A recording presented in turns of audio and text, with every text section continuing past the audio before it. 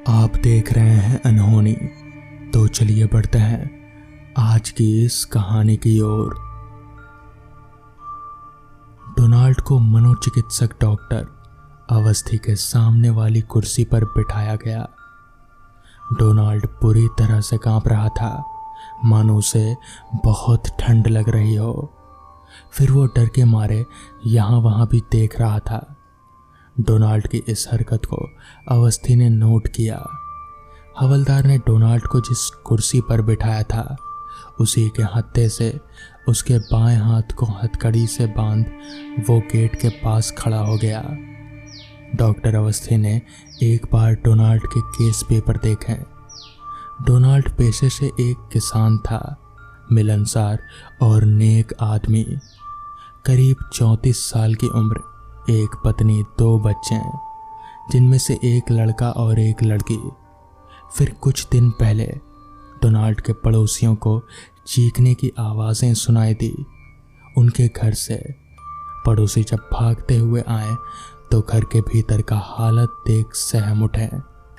घर में डोनाल्ड के बीवी बच्चों के विभत्स लाश पड़े थे और उनके पास ही डोनाल्ड बेहोश पड़ा था। पुलिस से पूछे जाने पर डोनाल्ड ने तो यही कहा कि उसके बीवी बच्चों की हत्या उसने नहीं की, बल्कि उसके भीतर के दानव ने की है। केस पढ़कर डॉक्टर अवस्थी ने अपने नोटपैड पर लिखा, यह आदमी स्क्रिंजोफ्रेनिया के लक्षण दिखा रहा है। डॉक्टर अवस्थी ने बड़े ही नम्रता से डोनाल्ड से कहा, तो मिस्टर डोनाल्ड, आपके हिसाब से आपकी पत्नी और बच्चों को आपने नहीं मारा, बल्कि आपके भीतर के किसी शैतान ने किया है। इस बारे में खुलकर बताएंगे? डोनाल्ड कांपती हुई आवाज में बोला, वो मेरे भीतर ही रहता है। वो एक वेयरवुल्फ है और बड़ा भयानक।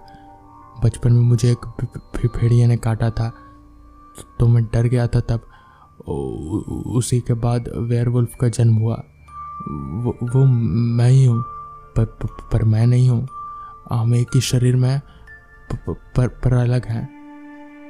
ये सुन डॉक्टर अवस्थी ने अपने नोटपैड पर लिखा, बचपन में हुई घटना के कारण सदमा, खुद के भीतर एक से ज्यादा व्यक्ति के होने का एहसास, ये दोनों ही DID के लक्षण हैं। डॉक्टर अवस्थी ने कहा, तो डोनाल्ड, क्या उस रात के बारे में आप कुछ बता सकते हैं कि क्या हुआ था? तो डोनाल्ड ने कहा, मैं खेतों से काम करके लौटा था। तब शाम होने लगी थी और चांद निकल रहा था। आगे डोनाल्ड ने कहा, वो पूरे चांद की रात थी। पूरे चांद को देख वो वेयरवुल्फ और भी उग्र और बहुत शक्तिशाली हो जाता है। मैंने गलती से चांद देख लिया और वो बाहर निकल आया।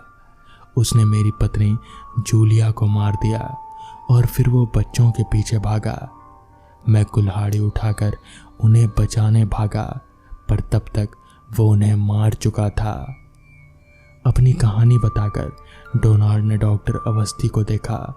डॉक्टर अवस्थी भावहीन मुद्रा धारण किए अपने नोटपैड पर कुछ लिखते जा रहे थे। उसे देख डोनाल्ड को गुस्सा आया और वो बोला, आपको मुझ पर विश्वास नहीं है ना? आप इस कमरे की बत्तियां बुझा दें। अभी चांद निकल रहा है, भले वो पूरा नहीं है, पर उसे देखकर वो वेयरवुल्फ आ जाएगा। अभी पर्दे खोलिए और देखिए, मैं झूठ नहीं बोल रहा। डॉक्टर अवस्थी ने यह सुना और ठीक वैसा ही करने का आदेश दिया हवलदार को। डॉक्टर अवस्थी डोनाल्ड के भीतर छुपे उस वेयरवुल्फ वाले आदमी को देखना चाहते थे। कमरे में अंधेरा हो गया और खिड़की के पर्दे हटा दिए गए। डोनाल्ड की कुर्सी को खिड़की के नजदीक रखवा दिया गया। काले आसमान में आधा चांद निकला था। उसकी चांदनी कमरे में फैल गई। उस चांद को देख डोनाल्ड पूरी तरह से कांपने लगा। ऐसा लग रहा था मानो उसे मिर्गी का दौरा पड़ रहा हो। हवलदार ये देख डोनाल्ड की सहायता के लिए भागा। पर डॉक्टर अवस्थी ने उन्हें रोक दिया। डोनाल्ड अब पूरी तरह से चीखने और चिल्लाने लगा। उसकी चीख से ऐसा लग रहा था मानो वो बहुत ही तड़प रहा हो। डॉक्टर अवस्थी जानते थे कि भ्रम की दुनिया में रहने वाले मरीजों को इस तरह की नकली तड़प का एहसास होता है, इसलिए उसने अधिक चिंता नहीं जताई डोनाल्ड के लिए। और तभी डॉक्टर अवस्थी की आंखों के सामने कुछ ऐसा हुआ जिसकी उसने कभी सपने में भी उम्मीद नहीं की थी। वो दृश्य देखकर डर के मारे वो चीख पड़ा। डोनाल्ड का शरीर अचानक ही फट पड़ा और फिर उसके शरीर से बाहर निकला एक भयानक दैत्य, करीब 3 मीटर ऊंचा और पहलवान जैसा सुडौल शरीर वाला भयानक वेयरवुल्फ। डॉक्टर अवस्थी और हवलदार ये बिल्कुल समझ नहीं पाए कि डोनाल्ड के तिगुने आकार का ये राक्षस उसके अंदर कैसे छुपा रहा। हवलदार ने अपनी बंदूक उठाई और उस पर तान दी। वो वेयरवुल्फ उन्हें देख बिल्कुल भी नहीं डरा, बल्कि उन्हीं की ओर टूट पड़ा। डॉक्टर अवस्थी तो अपनी जगह पर ही जड़ हो गए थे डर के मारे। हवलदार ने वेयरवुल्फ पर गोलियां दागी, पर उसका ज्यादा असर नहीं हुआ। उसने एक बार में उन दोनों हवलदारों को आधा काट दिया और फिर उन्हें उठाकर खाने लगा।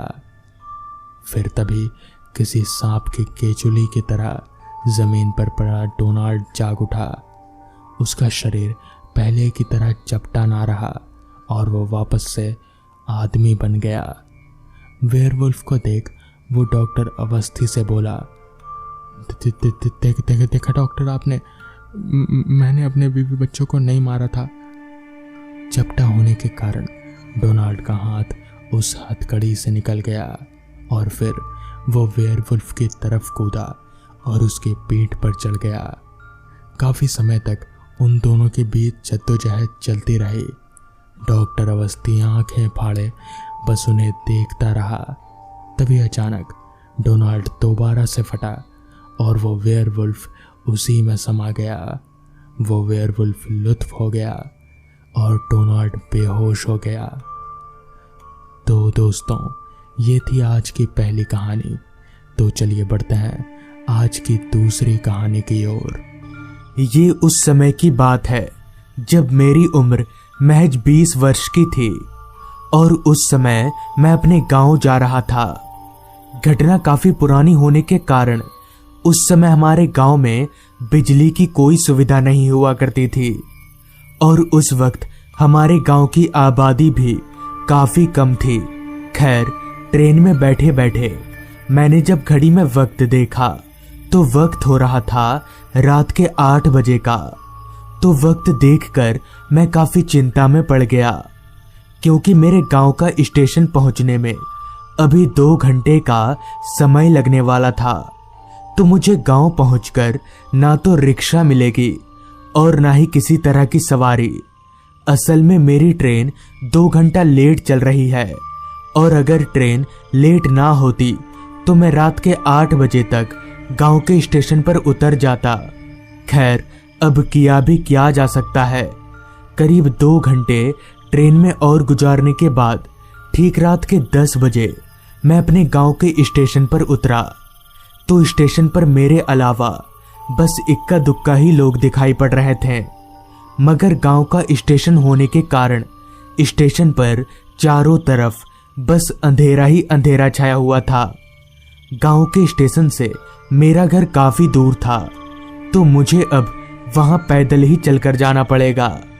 अभी मैं चलकर स्टेशन से बाहर निकलने ही वाला था कि तभी मुझे एक बात याद पड़ी कि एक रास्ता रेल लाइन के बीच से होकर मेरे घर की तरफ जाता है और वो रास्ता शॉर्टकट भी है, जिस कारण मुझे ज्यादा चलना भी नहीं पड़ेगा और मैं जल्दी घर पहुंच जाऊंगा। लिहाजा मैं स्टेशन से बाहर ना निकलकर रेल लाइन वाले रास्ते के सहारे आगे बढ़ने लगा। गांव का छोटा स्टेशन होने के कारण उस स्टेशन पर बस 2 ही पटरियां थी। रात काफी हो जाने के कारण मुझे दूर दूर तक कोई भी दिखाई नहीं पड़ रहा था, जिस पर मैंने अपने मन ही मन में कहा, लगता है इधर से अब कोई आना जाना नहीं करता है, और ऐसे भी रात काफ़ी हो गई है, तो इतनी रात को हमारे गांव से कौन आना जाना करेगा। इतना बोलकर मैंने अपनी चलने की रफ्तार बढ़ा दी। चारों तरफ इतना सन्नाटा फैला हुआ था कि रेल के पटरियों पर बिछाए गए पत्थरों पर मेरे चलने की आवाज मुझे साफ सुनाई पड़ रही थी। चलते वक्त मैं बार बार अच्छी तरह से आगे पीछे देख रहा था कि कहीं ट्रेन तो नहीं आ रही। अभी मैं कुछ आगे बढ़ा ही था कि तभी पीछे से किसी ने चिल्लाकर कहा, रुकिए भाई साहब। उस आवाज को सुनकर मेरे चलते पैर एकदम से रुक गए और मैं मुड़कर पीछे देखा तो ठीक मेरे पीछे एक अधेड़ उम्र का आदमी खड़ा था।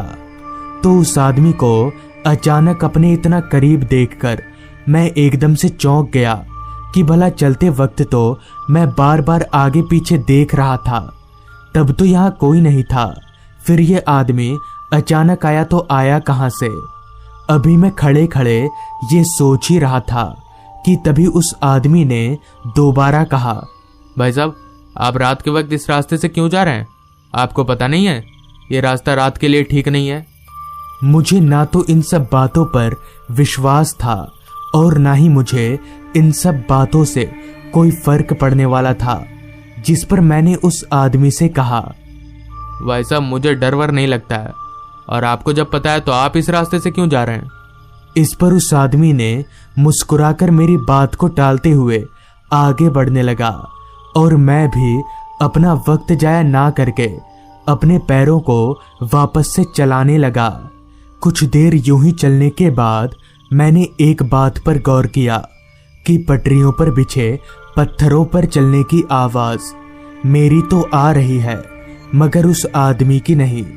लेकिन ऐसा कैसे हो सकता है? वो आदमी तो मुझसे भी तेज चल रहा था।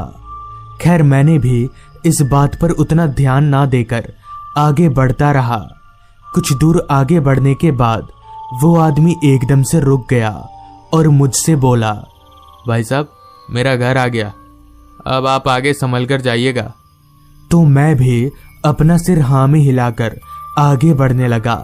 अभी मैं 2-3 कदम आगे बढ़ा ही था कि तभी पता नहीं मुझे क्या सूझा, जिस कारण मैं उस आदमी को देखने के लिए पीछे मुड़ा। तो मेरे पीछे मुड़ते ही मेरे होश उड़ गए और मेरा सर एकदम से घूम गया, क्योंकि जैसे ही मैंने पीछे मुड़कर उस आदमी को देखना चाहा मगर वहां कोई नहीं था। ऐसा कैसे हो सकता है? इतनी जल्दी वो आदमी गया तो गया कहां? अब मुझे लगने लगा था कि जरूर दाल में कुछ काला है और मैं वहां ना रुककर घर की तरफ भागने लगा। कुछ दूर भागने के बाद जब मैं उस जगह से काफी दूर निकल आया तो भागते भागते काफी थक जाने के कारण मैंने दौड़ना बंद कर दिया कि तभी मुझे दोबारा से एक आवाज आई, बचाओ बचाओ। उस आवाज को सुनकर मैंने अपनी निगाहें उस आवाज की ओर घुमाई तो मैंने देखा कि एक आदमी मेरे आगे पटरियों पर गिरा हुआ है और वही आदमी बचाओ बचाओ चिल्ला रहा है। तो मैं चलकर उस आदमी के पास गया तो वो आदमी चिल्लाने के साथ ही साथ दर्द से करहा भी रहा था। उस आदमी को इस तरह पटरियों पर गिरा हुआ देख मैंने उस आदमी से कहा, क्या हुआ आपको? इस पर उस आदमी ने जवाब दिया, भाई साहब वो मैं पत्थर से टकराकर गिर गया था। इतना बोलकर उस आदमी ने अपना हाथ मेरी ओर बढ़ाया और मुझसे कहा, भाई साहब जरा मदद करेंगे, मुझे उठा दीजिए ना। तो मैंने भी उसका हाथ पकड़ा और खींचकर जैसे ही उठाना चाहा तो एकदम से मेरा पूरा शरीर कांपने लगा और मेरा चेहरा पसीने से लथपथ हो गया। दरअसल मैंने जैसे ही उस आदमी को खींचा तो उसका सारा शरीर टुकड़ों में बट गया और उसका पूरा चेहरा एकदम से बदलने लगा और देखते ही देखते वो एक भूत में तब्दील हो गया। उस भूत को देखकर ही मैं समझ गया कि ये ट्रेन से कटकर मरा है। तो मैंने झट से उसका हाथ छोड़ा और वहां से भागने लगा। भागते वक्त जब मैंने अपनी निगाहें पीछे घुमाई तो मैंने देखा कि उस भूत का कटा हुए दोनों पैर मेरे पीछे पीछे दौड़ रहे हैं। उस दृश्य को देखकर मैं और भी ज्यादा डर गया और अपने कदमों को और भी तेजी से भगाने लगा। मैं अपने जहन में बस यही सोचकर भाग रहा था कि मेरी मौत मेरा पीछा कर रही है। भागते भागते अचानक किसी ने एकदम से मेरा पैर पकड़ लिया, जिस कारण मैं जमीन पर औंधे मुँह जा गिरा। काफी जोर से गिरने के कारण मेरे सर पर काफी चोट आई। किसी तरह से जब मैंने अपनी निगाहें अपने पैरों की ओर घुमाई तो मेरा सारा शरीर एकदम से सुन्न पड़ गया, क्योंकि मेरे पैरों को किसी और ने नहीं बल्कि उसी भूत के कटे हुए हाथों ने पकड़ा था। अब मैं अपने बचने की उम्मीद खो चुका था और मैंने अपने आप को मरा हुआ मान लिया था। लेकिन फिर भी मैं हिम्मत जुटाकर अपने पैरों को उस भूत के कटे हुए हाथ से छुड़ाने की काफी कोशिश कर रहा था, मगर उस कटे हुए हाथ के शक्ति के आगे मेरा पूरा शरीर बेबस था। उस कटे हुए हाथ ने मेरा पैर इतनी जोर से पकड़ा था कि अब मैं अपने पैरों को हिला तक नहीं पा रहा था। अभी मैं बेबस एक लाश की तरह पटरियों पर पड़ा ही था कि तभी उस भूत का कटा हुआ सर हवा में उड़ते हुए मेरे पास आया और मुझसे कहा, मेरी तरह तुझे भी कटना होगा। उसके इतना बोलते ही मुझे ट्रेन की हॉर्न की आवाज सुनाई पड़ी। उस हॉर्न को सुनकर मैंने जैसे ही पटरियों की तरफ आगे देखा तो मैं जोर जोर से रोने लगा, क्योंकि अभी मैं जिस पटरी पर लेटा हुआ था उसी पटरी पर ट्रेन आ रही थी। उस ट्रेन को आता देख मैं हटने की काफी कोशिश करने लगा, मगर वो भूत मुझे हिलने तक नहीं दे रहा था।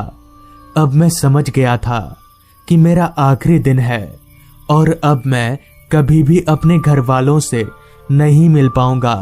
कि तभी वहां पता नहीं कहां से वो पहले वाला आदमी आ पहुंचा, जिसके पहुंचते ही वो भूत एकदम से गायब हो गया और साथ ही साथ उसका कटा हुआ हाथ भी, जिसके बाद उस आदमी ने मुझे उठाकर पटरी के काफी दूर ले आया।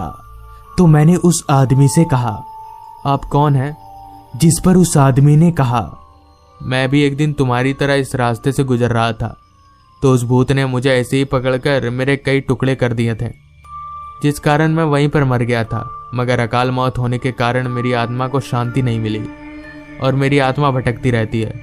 उस आदमी की इस बात को सुनकर मैं फिर से कांपने लगा।